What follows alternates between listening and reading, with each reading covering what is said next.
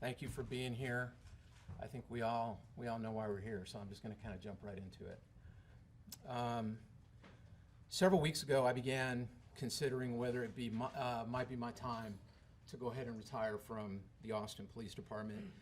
And I'll tell you that when that thought came into my head, it was pretty, certainly unsolicited. I had not thought about that before, and quite frankly, it was a little bit out of the blue. I continued to consider that possibility for some time, and the more I did, the more that I knew that the time was right for me. Because when you know, you just know. This year completed 31 years of police work for me, over 25 years of which have been here at APD. I did almost 6 years with El Paso Police Department. That's where I began my career. I have served at every rank, and it was an honor to be able to do so here in the capital city of Texas for this incredible city that I have come to love and that I call home. Along the way, I've had the fortune to work with incredible people from whom I've learned and I've grown.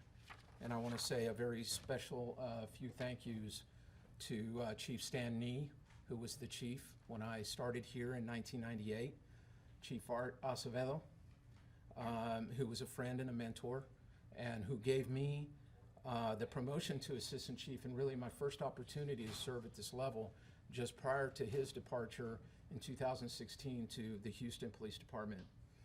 Other friends and colleagues along the way, including Chief Brian Manley, from whom I have learned so much, and most importantly, to the men and women of the Austin Police Department, current and retired, whom I've had the honor of serving alongside and serving with to keep the city of Austin one of the safest big cities in America. In my time as Chief of Police, we've been able to accomplish several important milestones on our journey of continual improvement as an agency and as a profession. Shortly after I took over, I changed the critical incident video release policy, and we currently release all critical incident video within 10 days of occurrence to help improve that transparency.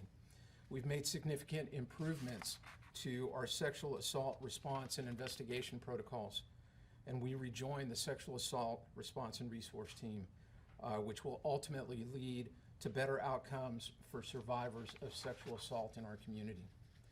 We've updated our policies and training related to crowd control so that we never again have the tragic circumstances and outcomes that we saw of the protests of 2020. And we've made significant improvements to our training academy, starting with cadets and the way they are taught and the way they learn, as well as a strong focus on de-escalation, communication, wellness, and resiliency. Our anti-racism work continues with training for both cadets and current officers and civilian employees because it's so important for this profession. I want to thank a few other folks for helping me along this journey, and without whom the successes that we've been able to attain would not have been possible. First, former City Manager Spencer Cronk and former Assistant City Manager Ray Ariano, both of whom had the confidence in me to appoint me to such an important position. To Interim City Manager Jesus Garza and Interim Assistant City Manager Bruce Mills, who's also here this afternoon, who have demonstrated unflagging support of me and this department and who continue to make the city a better place to work. To my executive staff, who have worked harder than any executive team that I have witnessed in my time at APD and who care deeply for this department and its men and women. To my wife, Yvette, who has stood with me, beside me, and at times behind me, propping me up when the going was tough. I absolutely could not have done it without her. And most importantly, to the men and women of the Austin Police Department. I ask this city and all its citizens for them to support these amazing individuals as they daily put on the uniform and they kiss their loved ones and they take to the streets where they will continually run into unforeseen circumstances and have to make split-second decisions, some of those being life and death decisions, as they work to keep this community safe. They deserve our love, our admiration, our grace, and our respect for this incredibly difficult job that no one else wants to do. I love each and every one of them, sworn and civilian. And I'll continue to support them in any way that I can on whatever road the good Lord puts me and allows me to continue to serve. For the Spanish-speaking members of our community, trabajar con los hombres y mujeres uniformados y civiles de este increíble departamento ha sido el privilegio de mi vida. Ser el jefe de policía es algo que nunca pensé que sería posible y ha sido la cumbre de mi carrera y un honor absoluto servirles. I'm excited to begin this new chapter, and knowing that the question is coming, I will tell you up front that I have certainly have some prospects and some hopes for what the future holds, but nothing solid and no job that I'm transitioning to at this time. I do want to continue in a role where I can make a difference and where I can put my ideas and actions to work to help continually improve this profession. It is a bittersweet moment, but a moment that comes nonetheless for every single police officer. I am glad to be leaving in my time and on my terms, with my head up, and as a good friend tells me all the time, leaning into the wind. I ask that all my officers do the same. The citizens of this city depend on you, and I know you won't let them down. Thank you, and I think that you're going to make some comments. Yeah, you got me choked up over here. Thank you. Good afternoon. I'm Bruce Mills, Interim Assistant City Manager for Austin. And build on what Chief Chacon said, I just want to add to it. First of all, I congratulate him on 31 years, and I'm trying to do the math. 31 here, 25 at this department. That's a long career for anybody, and to have that type of career he's had and be able to retire as chief is obviously a pinnacle in any career. I appreciate his desire to retire after such a rewarding career in this city, and of course wish him the best of luck in his next chapter as he talked about. So it does, Chief Chacon's retirement does create a hole in any organization, a high-profile position like that. We're in a unique position at this time to have a stand-up interim assistant chief who was chief of staff for Joe Chacon for the last couple of years, which makes it a really smooth transition. And so that will be occurring in the next couple of weeks, as Chief said. I know there'll be questions about the process for permanent chief, and of course there will be a process. There will be a search at some point. There's no urgency in that endeavor. But again, I just want to say I appreciate the Chief Chacon agreeing to stay with us for a while to make the transition even smoother by staying several weeks to help Chief Henderson step into those shoes. So with that, take any questions as well. Chief, was there a final factor that pushed you to make this decision? No. And like I said, I have been thinking about this for several months. And really what it came down to is just a very personal decision about, my career, my family, and just figuring out that it was just my time. Chief, what would you say to the next APD chief of Austin? Well, I know who the next interim chief is going to be, and that's going to be Chief Henderson. And she and I have had many conversations in the days leading up to this. I would say, please lead with your heart. I know that she does that. That's why I feel like, for as tough as this decision is, that I take a little bit of comfort in knowing that we're leaving the organization in very good hands with Chief Henderson. She will be as responsive, if not more so, than I have been to community, to stakeholders, to all of the principal players in keeping this city safe. She will be able to do that, and to whoever ultimately is going to be the next chief, that they do the same. I really tried to make a commitment, and I was very verbal about it during my confirmation, that I was going to listen, that I was going to listen to our community, and I was going to be responsive to that. And I think that I have done that. And I think it's important for whoever the next chief is to do that as well. Building off of that, when you were sworn in, you were talking about wanting to improve the department's relationship with the community and with the Austin Police Association. How do you think you've done on those fronts? I would certainly encourage you to go to those various stakeholders and to the union president and ask that same thing. From my perspective, I think that the relationships have significantly improved. I have very good discussions. Even walking into here, was talking with some of our local community groups about the transition and what that was going to look like, and we're on a first name basis with one another, and with the union, I know how important it is to have stability in this department, and the way that we need to do that is with a contract.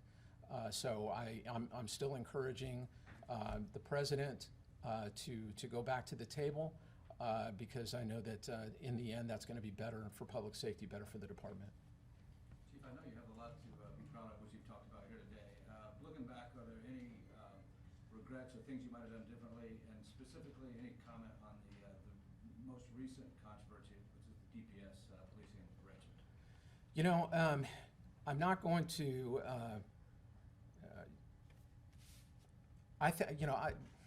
It's tough for me to put it into words a little bit, because I consider myself a law and order chief.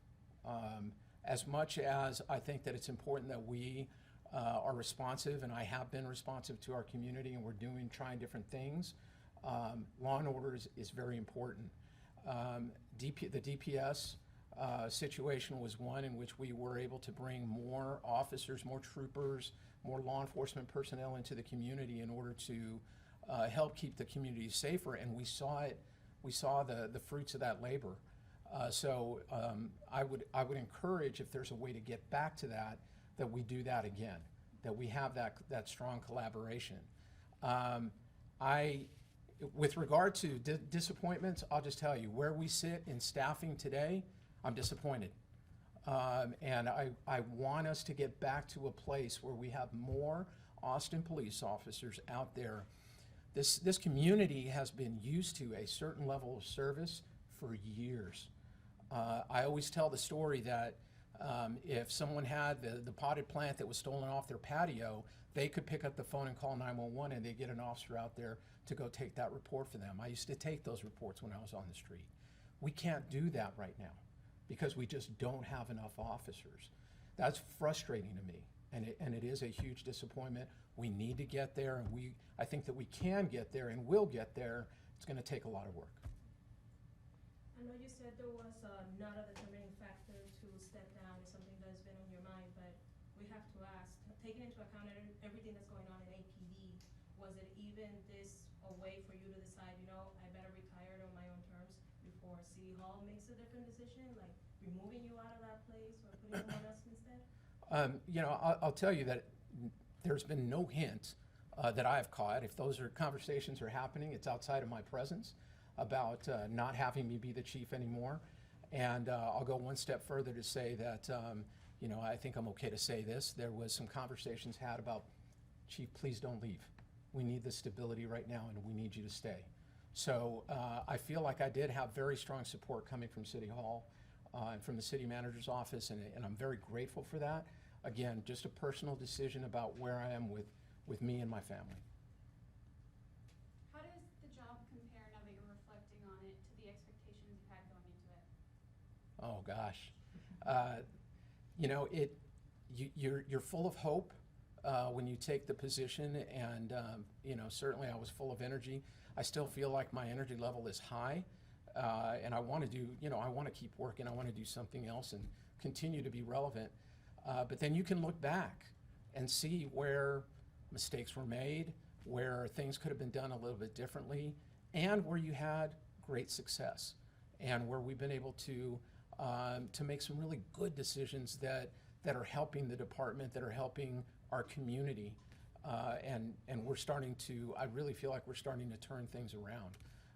So it's important for me to turn it over, I think, in this moment to, you know, someone that I trust and to a team that I trust, and this department is going to continue to do great things. Do any of the prospects you hinted at keep you in Austin? You know, I'll tell you, I think I'm pretty committed to staying in Austin. Really don't want to move.